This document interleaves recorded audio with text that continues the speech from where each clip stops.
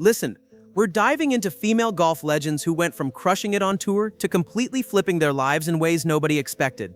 Some had epic meltdowns, others just walked away when they were winning everything, and a few are making comebacks that'll mess with your head.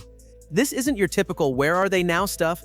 We're talking scandals that shook the entire sport, injuries that ended careers, and transformations that prove what happens after pro golf can be crazier than anything on the course. Get ready because these 10 stories are about to change what you think you know about women's golf. Paula Creamer hit it big when she was barely out of her teens, earning that Pink Panther nickname for obvious reasons. Pink clubs, pink outfits, pink bag. The branding was impossible to miss. By 25, she'd already racked up 10 LPGA Tour wins, climbed to number 2 in the world, and locked in her place as one of the faces of American women's golf. The 2010 US Women's Open was hers, and at her peak, she was banking serious money, nearly $2 million in a single year. Sponsors lined up fast, and the media loved having someone who combined elite performance with marketability. She had the whole package going. But here's the thing, that level of attention came with baggage. People got way too interested in everything except her actual golf game. Online forums and gossip sites pushed gross rumors about how she supposedly climbed the ranks, something she shut down publicly and forcefully. Then a different narrative took over. Critics started questioning whether she cared more about image than winning. Every new endorsement deal became ammunition, even when her results backed up her status. That constant noise mattered more than people realized. That's also when her body started betraying her. Wrist and thumb injuries first surfaced around 2006 and never really went away. After her best competitive stretch in 2008 when she won 4 times, things unraveled quickly. She ended up hospitalized with a severe stomach infection, missed extended time, and spent years cycling through rehab just to stay functional on tour. All of this was happening while tabloids were locked onto her personal life, relationships, marriage, divorce, the full public circus that comes with fame. For someone who broke through so young, the pressure never really eased up. So what's Paula up to now? She didn't disappear into a quiet retirement. In 2021, she became a mother, welcoming her daughter Hilton. Between ongoing wrist and back issues, she shifted her focus toward recovery, Pilates, and staying competitive without destroying her body. And here's the part that surprises people. Paula Creamer was recently named an assistant captain for the 2026 U.S. Solheim Cup team. The same player critics once dismissed as style over substance is now trusted to help lead the next generation of American golfers. That's not a comeback story you hear very often. Next up, at just 10 years old, Michelle Wie became a full-blown golf phenomenon, qualifying for elite amateur championships at an age when most kids were still learning basic fundamentals. By her early teens, she wasn't just winning, she was dominating junior golf in ways the sport hadn't seen before. Sponsors took notice immediately, and the media crowned her the future of golf before she even hit high school. But instead of taking the traditional, cautious path, Michelle made a move that shocked everyone. At 15, she decided to compete against grown men. Not exhibitions, not charity events, actual PGA Tour tournaments.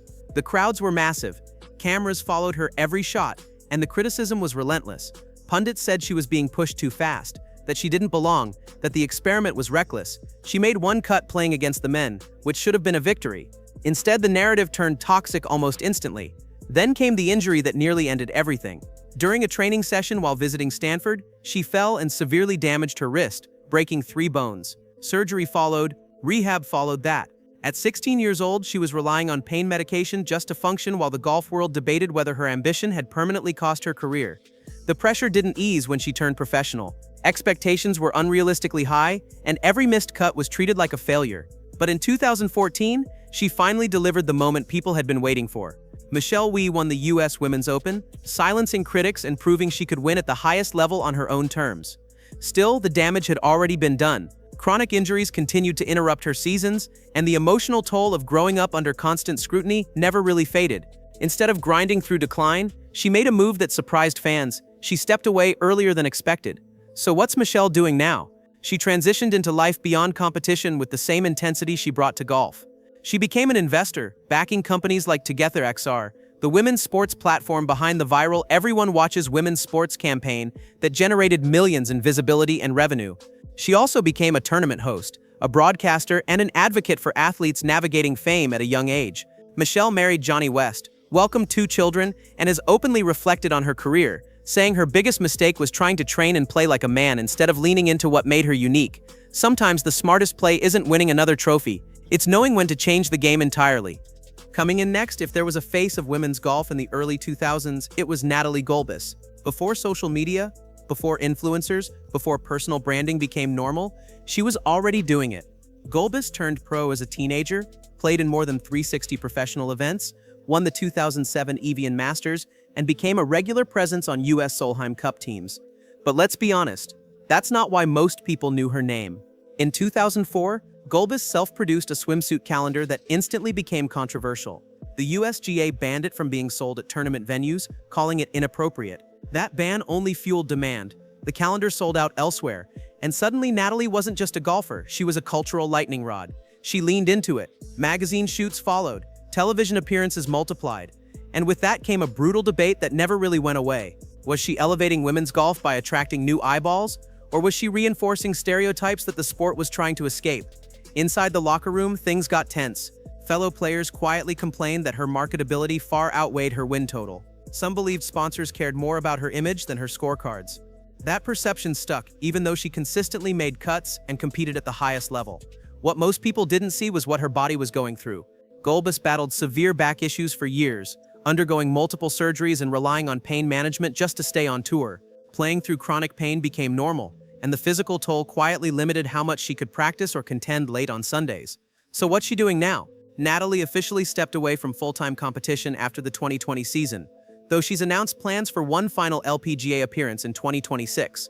Because staying out of the spotlight has never really been her thing. These days, she's a familiar face as a golf analyst and commentator, especially on Fox Sports. She also runs multiple business ventures, has been involved in course design projects, and lives a much quieter life in Miami with her husband Josh Rohr. But if history has taught us anything about Natalie Gulbis, it's this. She's always one bold move away from re-entering the conversation and reminding people she was never just a headline. Next up, Jessica Korda had everything lined up for a textbook superstar career. She's the daughter of two professional tennis players, the older sister of Nelly Korda, and an elite athlete in her own right. At just 18 years old, she won the 2012 Women's Australian Open, instantly signaling that she wasn't just riding a famous last name. Over the next decade, she backed that up with 6 LPGA Tour victories, multiple top 10 finishes in majors, and 3 appearances on US Solheim Cup teams. With her height, power, athleticism, and natural confidence, many believed she would become the long-term face of American women's golf. But Jessica never fit neatly into the expected script. She was outspoken, especially about the state of American player development. She openly criticized US golf systems, arguing that domestic players were falling behind international talent, particularly from Asia. Those comments didn't sit well with everyone. Then she and her sister publicly mocked an LPGA policy they felt was unfair, and Jessica doubled down by calling out tournament organizers and media coverage she believed lacked consistency and respect. While she was pushing back publicly, her body was quietly starting to fail her. She dealt with jaw surgery earlier in her career and recurring health issues that disrupted training cycles. By 2023, persistent back problems forced her to withdraw from multiple tournaments and eventually take an indefinite break from the LPGA Tour. That timing made everything worse. As Jessica stepped away, Nelly Korda surged. Major wins, world #1, Olympic gold. The comparisons became unavoidable, and the narrative of sibling rivalry, whether real or imagined, followed Jessica everywhere. So what does she do now? After stepping away in 2023, Jessica became a first-time mother, and her priorities shifted almost overnight. Her social media changed from swing videos and course previews to family moments and reflections that hinted golf no longer defined her identity. But don't mistake that for closure. The competitive edge never fully disappears. Korda is set to return at the Grant Thornton Invitational in December 2025, marking her first official competition in more than 2 years. A full LPGA return is on the table for 2026. The question isn't whether she still has the talent, it's whether the fire burns the same way it once did. Coming in next, Lily Muni moved from China as a child and toured through junior circuits before lighting up collegiate play at USC. She won the 2018 Palos Verdes Championship and built nearly 400,000 Instagram followers before most people even knew her name. She wasn't just a golfer, she was a brand. But that's the tricky part. Despite entering the LPGA in 2019 and posting strong finishes like a T5 at the 2021 Walmart NW Arkansas Championship, Muni has never won an LPGA Tour event. Sure, she had great endorsements and modeling deals with Nike, WeChat, and Bettinardi. But competing, not so much. Every relationship update, especially with F1 driver Alex Albon, gets labeled a career move by tabloids and fan speculation. Some accused her of sacrificing her game for vanity, so that narrative stuck: meatiful, fashionable, talented, but maybe distracted, maybe missing out on her athletic potential. So what's she doing now? This month, Muni was disqualified from the Aramco China Championship after signing an incorrect scorecard in front of her home crowd in Shenzhen. She handled it with accountability, but the drama was undeniable. It was the first time in 20 years she'd made that mistake in competition. Outside competitive mishaps, Muni stays front and center as a fashion and social media icon. Recent features in Vogue, over 1 million Instagram followers, and her relationship with Alex Albon is almost as public as her LPGA appearances. People are questioning if golf is even her main passion anymore, or if she's quietly shifting toward full-time influencer life. Honestly, her story is still unfolding, and for now the uncertainty is all we have. Next up, by the late 1970s, Jan Stephenson had already stacked up 16 LPGA victories and 3 major championships. Elite talent. But that's not what made headlines. In the early 80s, she posed for provocative Playboy-style photo shoots. The LPGA, desperate for bigger TV deals and exposure, leaned into it. They promoted her as both a superstar and a sex symbol, hoping to draw new crowds with her blend of talent and glamour. The strategy exploded. Veteran golfers lashed out, saying Stephenson's approach undermined respect for women's golf. The locker room turned against her. She was excluded from meetings and practice rounds. The LPGA fined her multiple times for clashing with leadership and skipping mandatory events. Then she started saying things that made the photo shoots look tame. Stephenson repeatedly criticized the rising number of non-English-speaking Asian players, saying language barriers hurt the Pro-Am experience for sponsors. But that wasn't the only thought she had. She also called for more sex appeal on the LPGA to bring more fans and sponsors in. She said, and I'm quoting here, "They won't keep watching if the girls aren't beautiful." Oh, and she also warned that a visible lesbian presence on tour damaged the tour's image. Let's just say she was as famous for what she said or wore as for how she played. Today, Jan Stephenson is still hard to ignore, but her controversies have faded into a sort of legacy brand. Now in her 70s, she runs a successful rum business called Jan Stephenson's Rum. She owns and designs golf courses, makes periodic appearances as a celebrity guest and brand ambassador, and in 2019 she was finally inducted into the World Golf Hall of Fame. She still divides LPGA fans, but only a legend could do that, I guess. Coming in next, Brooke Henderson built her reputation on doing things her own way. Bursting onto the LPGA Tour as a teenager, she quickly became known for ultra-aggressive play and raw power that didn't match her size. Part of that came from her equipment, a 48-inch driver that pushed the limits of legality and helped her launch drives past much of the field. The results spoke for themselves. 14 LPGA Tour wins, multiple major championships, and the most decorated Canadian golfer in history. At her peak, Henderson wasn't just winning, she was overwhelming courses with length and fearless shot selection. But success brought scrutiny. Critics fixated on her tight family setup, with her father acting as coach and her sister Brittany as her caddy. Some insiders argued that relying so heavily on family limited her growth and exposure to outside perspectives. Others pushed back, saying that trust and chemistry were exactly what made her elite. The debate never really died. Then the sport changed around her. In 2022, golf's rulemakers capped driver length at 46 inches, forcing Henderson to abandon the tool that had defined her advantage. Overnight, she had to rework her swing mechanics, distance control, and confidence, all while competing at the highest level. At the same time, she quietly battled recurring back pain, often playing through injuries she rarely discussed publicly. Unlike many stars who step away to reset, Henderson stayed in the arena. That stubbornness kept her visible, but it also raised questions about sustainability. Results became less consistent. Wins dried up, and for the first time, people started wondering if her dominance had peaked. Fast forward to now, and the story has shifted again. Henderson broke a 2-year winless stretch with an emotional victory at the CPKC Women's Open on home soil, a moment she openly described as a massive confidence reset. It wasn't just another trophy, it was proof she could adapt. She's spoken candidly about the pressure of carrying Canadian golf expectations and the challenge of rebuilding her game under new rules. The road hasn't been smooth, but her competitive edge hasn't faded either. Brooke Henderson is still very much in the fight, just on different terms than before. Next up, Lorena Ochoa showed up to the LPGA Tour in 2003 and became unstoppable. She won her first tournament in 2004, becoming the first Mexican-born player to win on the LPGA. Over her career, she racked up 27 LPGA titles, including 2 major championships, and held the #1 world ranking for an incredible 158 consecutive weeks, a record in women's golf. On top of that, she became the first female golfer to earn over $4 million in a single season. Her powerful and consistent play made her arguably the greatest female golfer of her generation. Then at the peak of her career and global fame, she walked away. In 2010, at just 28 years old, she cited a desire to spend more quality time with her family and pursue other passions beyond the sport. Despite all the potential for more achievements, she was done. The golf world was stunned. Unlike most athletes who fade out, she left at the top on her own terms. Throughout her career, she maintained a relatively controversy-free profile, focused on her game, rising stardom, no scandals, no drama, just dominance. And then she disappeared from the spotlight. Since retirement, Lorena Ochoa has led a quieter life centered around family and philanthropy. She married businessman Andres Canessa in 2009, and they had 3 children. But this year, the couple announced their divorce, though they stressed mutual respect and focus on their children's well-being. Ochoa spends her time with the Lorena Ochoa Foundation, supporting kids in Guadalajara and promoting Mexican golf talent. She's also building public courses to grow the sport. After being inducted into the World Golf Hall of Fame in 2017, she remains a true icon in Mexico and the golf world.